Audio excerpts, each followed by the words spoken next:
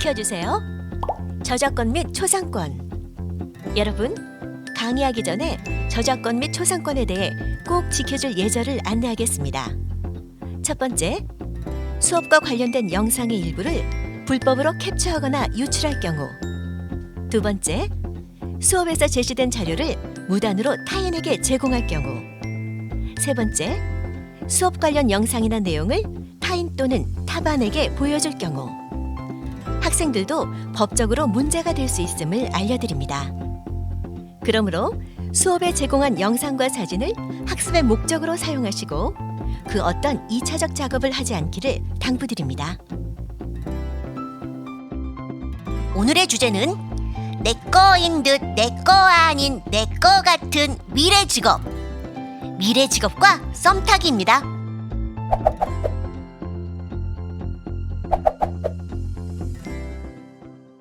선생님, 그래, 진이야. 무슨 일이 있어? 기분이 좋아 보이지 않네. 선생님, 지난번에 로이와 함께 직업인과의 잡수다에 다녀왔다면서요? 저도 가고 싶었는데. 아이고. 사전 신청 안내를 진이가 잘 보지 못했구나. 그땐 함께하지 못했지만 이번에 더 재밌는 직업 체험을 가려고 하는데 같이 가지 않을래? 정말요? 어떤 체험인데요? 이번엔 미래 모습을 보기 위해 시간 여행을 갈 계획이거든. 그런 곳이 있어요? 이번에 선생님이 미래로 갈 수 있는 시간 여행 장치를 만들었어. 에이, 거짓말하지 마세요. 정말인데 못 믿겠으면 나 혼자 가고. 그래요. 믿지는 못하겠지만 그래도 재밌을 것 같으니까 저도 데려가 주세요. 자, 준비됐니? 그럼 여행을 떠나볼까? 학습 목표 제시. 1. 미래 직업의 변화에 대한 정보를 수집할 수 있다.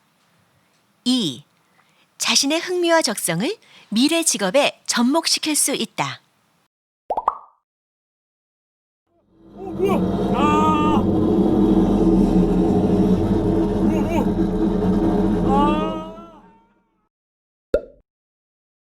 우리 회사에 지원한 이유가 무엇인가요? 우리나라에서 홀로그램 분야로는 가장 유명한 곳이 바로 이곳이라고 생각합니다. 저는 이 홀로그램을 활용하여 직접 볼 수 없는 물건을 구입할 때 선생님, 여기 면접관이 좀 이상해요. 우와, 예리한데? 저 면접관은 AI 면접관이란다. AI와의 면접은 지원자의 언어적, 비언어적 행동을 분석하고 지원자가 자주 사용하는 단어부터 미세한 표현 변화까지 분석하여 인사 담당자에게 전달하고 있지. AI가 사람을 정확히 평가할 수 있을까라는 의문이 들기도 하지만 채용 과정에서 드는 인력과 시간을 줄일 수 있고 단기간 내에 지원자를 종합적으로 평가할 수 있어서 최근에 많이 늘어나고 있는 상황이란다.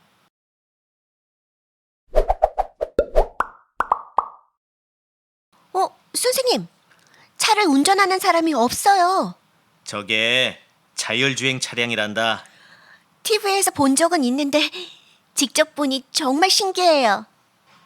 인공지능 기술로 자율주행이 어느 정도 정착되면서 운전자가 당황하거나 미처 도로 상황을 제대로 파악하지 못한 경우에서 발생하는 사고도 많이 줄게 됐지. 또한 기존의 졸음, 중앙선 침범, 안전거리 미확보, 과속, 신호 위반 등으로 인한 사고도 줄게 되었단다. 그러네요. 뉴스에서 많이 봤던 학교 앞 사고나 음주운전으로 인한 사고가 줄어들 것 같아요. 그리고 이동하면서 저 사람처럼 일을 하던가 주변의 경치를 볼 수 있는 것도 좋을 것 같아요. 맞아. 차에서 내려 어디론가 가는데?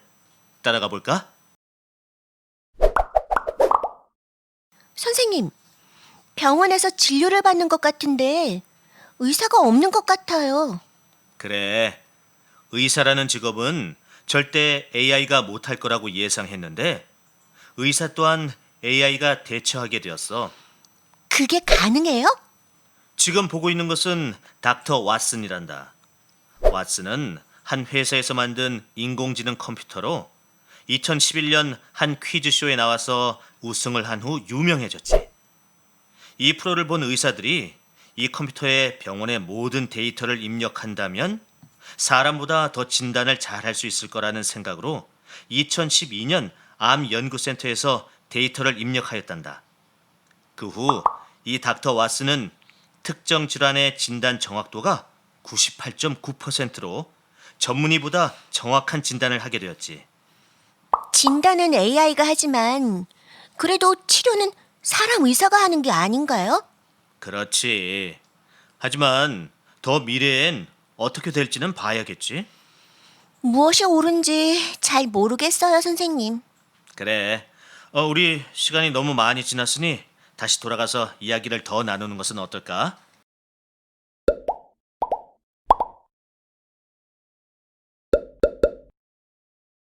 선생님, 우리가 다녀온 미래는 몇 년 후의 모습이었나요? 지니가 생각하기에 몇 년 후의 모습 같아? 한 30년 정도 후의 모습 같은데요?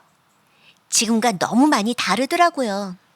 아쉽게도 지니의 생각과는 달리 앞으로 몇 년 후 미래의 모습이란다. 정말요? 그럼 지금도 AI 면접관이나 자율주행 그리고 닥터 왓슨과 같은 기술이 적용되고 있는 걸. 선생님, 그럼 이렇게 AI 기술이 발달되면 앞으로 사라질 직업이 많지 않을까요? 지니가 궁금한 게 많구나. 이야기가 길어질 것 같으니 우리 상담실에 들어가서 이야기할까?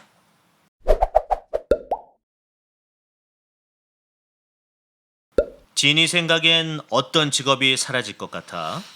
일단 자율주행 차량이 발달되면서 택시나 버스 운전사나 대리운전 기사님의 직업이 사라질 것 같아요. 그리고 컴퓨터가 다양한 언어를 통역, 번역해 주니까 통역가, 번역가가 사라질 것 같고요. 아, 어디선가 봤는데 군인이나 소방관도 로봇으로 대체될 수 있다고 하더라고요. 그래, 지니가 잘 알고 있구나.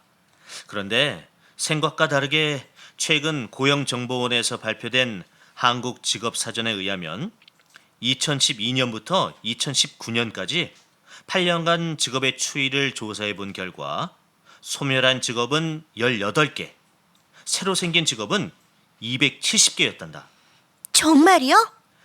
영화 자막 제작원 같은 직업은 사라졌지만 미디어 콘텐츠 창작자, 빅데이터 전문가, 인공지능 엔지니어, 드론 조종사, 애완동물 행동 교정사 등이 새로 생겼지.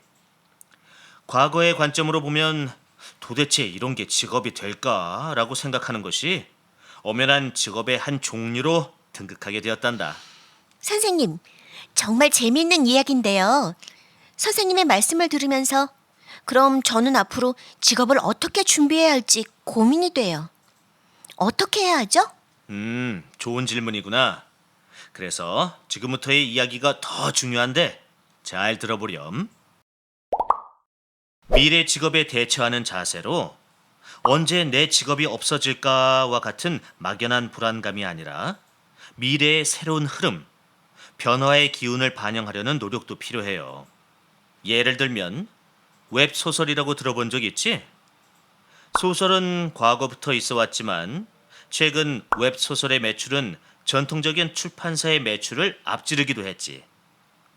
같은 글쓰기라고 하더라도 과거에는 정통 문학에서 활약했다면 이제는 웹소설의 분야에서 활약하는 방법이 필요하단다.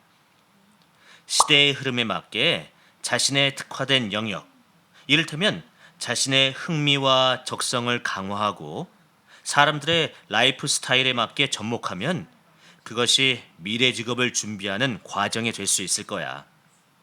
좀 어렵지? 그럼 혹시 지니는 요리 좋아하니? 예를 들면 최근 아보카도라는 새로운 재료가 나오면서 예전에는 없었던 아보카도 비빔밥, 에그 아보카도 구이 등 다양한 요리가 새로 등장하게 되었지. 미래 직업도 미래 트렌드라는 새로운 재료들과 내가 가지고 있는 장점을 섞어서 무궁무진한 새로운 직업을 만들어낼 수 있는 거지.